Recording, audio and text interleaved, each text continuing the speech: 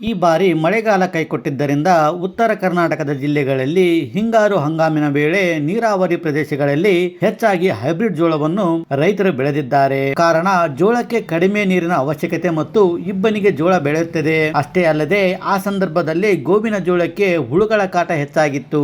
ಹಾಗಾಗಿ ರೈತರು ಅತಿ ಹೆಚ್ಚು ಪ್ರದೇಶದಲ್ಲಿ ಜೋಳವನ್ನು ಬೆಳೆದಿದ್ದರು. ಜೋಳ ಕಟಾವಾಗಿ ಈಗಾಗಲೇ 1 ತಿಂಗಳಿನಿಂದ ಮಾರುಕಟ್ಟೆಗೆ ಜೋಳ ಬರುತ್ತಿದೆ. ಹೀಗಾಗಿ ಜೋಳದ ಬೆಲೆ ದಿನದಿಂದ ದಿನಕ್ಕೆ ಕುಸಿತವಾಗುತ್ತಿದೆ.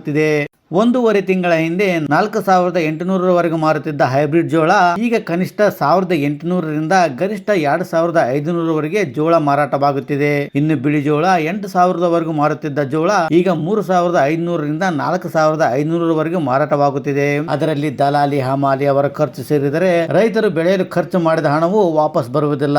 ಹಾಗಾಗಿ ರೈತರು ಸದ್ಯದ ಮಟ್ಟಿಗೆ ಜೋಳವನ್ನು ಮಾರಾಟ ಮಾಡದೇ ಇರುವುದು ಉತ್ತಮ.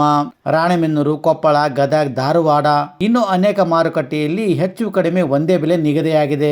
ಫ್ರೆಂಡ್ಸ್, ನೀವು ಜೋಳವನ್ನು ಬೆಳೆದಿದ್ದರೆ ನಿಮ್ಮ ಹತ್ತಿರದ ಮಾರುಕಟ್ಟೆಯಲ್ಲಿ ಬೆಲೆ ಏನಿದೆ ಅನ್ನೋದನ್ನು ಕಾಮೆಂಟ್ ಮಾಡಿ. ಈ ಮಾಹಿತಿ ಇಷ್ಟ ಆದರೆ ಲೈಕ್ ಮಾಡಿ, ಶೇರ್ ಮಾಡಿ ಹಾಗೂ ತಪ್ಪದೆ ನಮ್ಮ ಚಾನಲ್ ಸಬ್ಸ್ಕ್ರೈಬ್ ಮಾಡಿ.